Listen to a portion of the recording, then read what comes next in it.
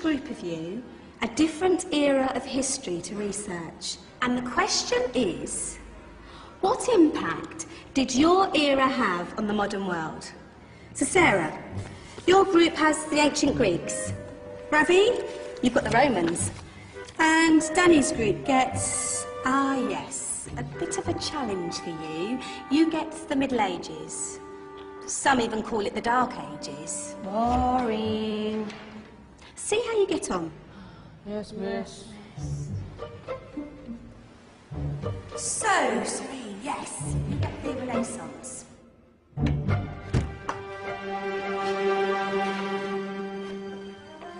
Is that the librarian? I guess so.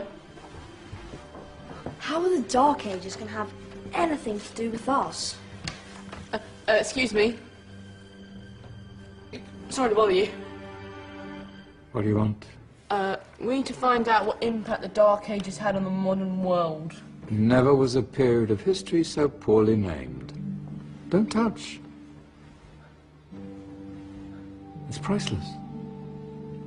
And I suppose someone's been filling your head with the usual nonsense, eh? 1,000 wasted years.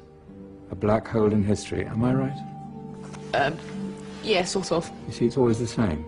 You assume it was all mud, disease, death and destruction, with marauding mobs of barbarians ripping down the good of former civilizations, burning and plundering as they went. Nothing of any worth invented either, eh? Oh, no. Go on, Beofrey. Sorry to bother you. Come on, it's probably not worth it. Everyone knows that the Greeks and Romans invented everything anyway. Oh, did they now? And you're sure about that, are you? You know, I might just have something for you. You seem to be up to the task. I suppose I could... Follow me. I've got just the book for you.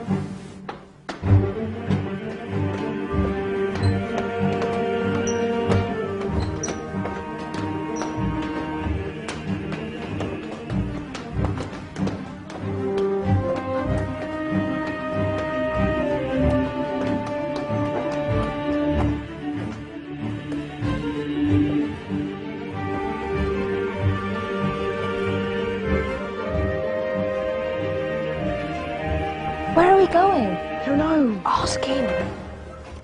Excuse me. Where are we going? From darkness into light, my young friend. From ocean onto land. There are things you should know. Oh, yes, indeed. Yes, indeed.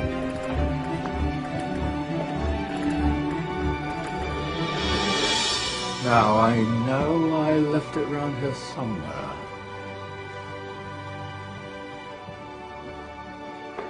Ah, here it is. Now, take a look. If you dare.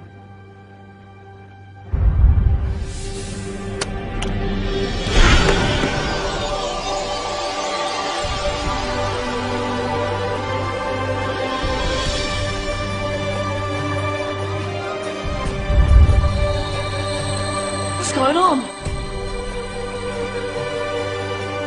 Welcome to the Dark Ages, or as it should be known, the Golden Ages. Who are you? I am Al-Jazari, engineer and ingenious inventor. I thought you said this was the Dark Ages. It doesn't look very dark.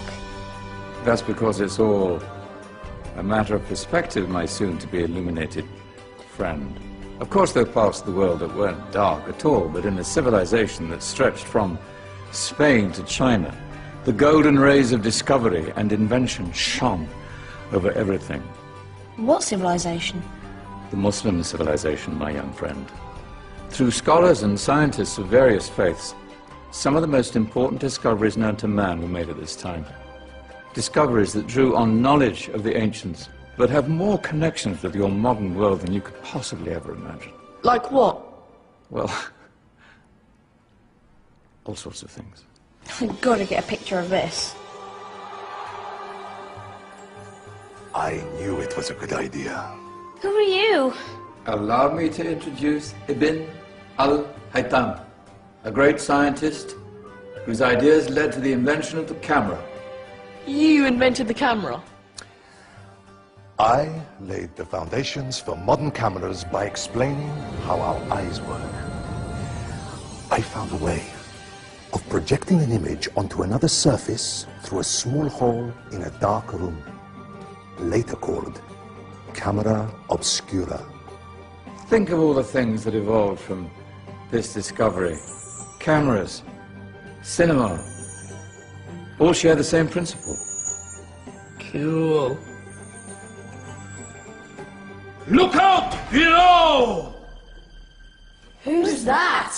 That's my good friend, Abbas ibn Farnas, who gazed up to the heavens, passionate in his belief that man could fly. Whoa. Indeed, he dared to dream about flying 1,000 years before the Wright brothers.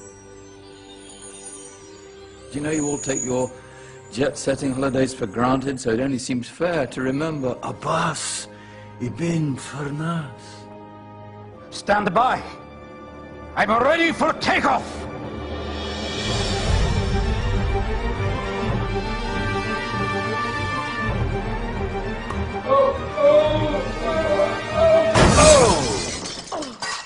He did forget one thing, though.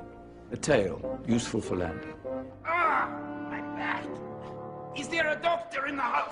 Did someone call? Ah, my old friend, why don't you introduce yourself to my young guests? I am Abul Qasim al-Zahrawi.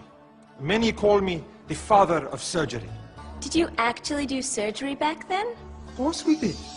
In fact, many of the surgical tools that I invented are still used in your modern hospitals. Excuse me, a patient needs my attention. Scalpel? I think I may need some stitches. In that case, I'll use catgut. Catgut? From the gut of animals. Perfect for stitching up internal wounds. Your surgeons are still using it today. Sorry, mustache.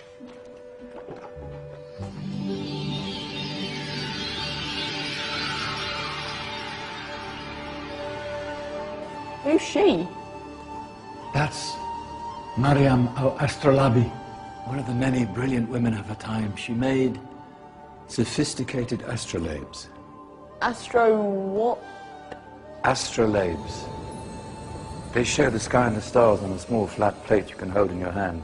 Think of them as ancient calculating or timekeeping devices. Today you have your watch, your compass, satellite navigation, helping people and explorers travel the world. Science at its brilliant best. And all these things were developed during the Golden Ages. And that's just the tip of the iceberg. There were thousands of other inventions covering all areas of life, and in the years that followed, their influence spread across the whole of medieval Europe. So you see, it wasn't so dark after all. What about you? Me? What did you invent? Well, I don't want to be big-headed, but I made some groundbreaking advances in engineering. I suppose my most significant discovery converted rotary motion into linear motion using a crank and connecting rod. It's essential in pumps and engines. In fact, I've no idea how the Industrial Revolution could have happened hundreds of years later without such a device. Not that I ever get the credit I deserve. But my crowning glory was my amazing time-telling machine, my legendary elephant clock.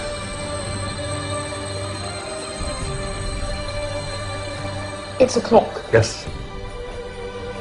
Dozens of components collected from different cultures around the world.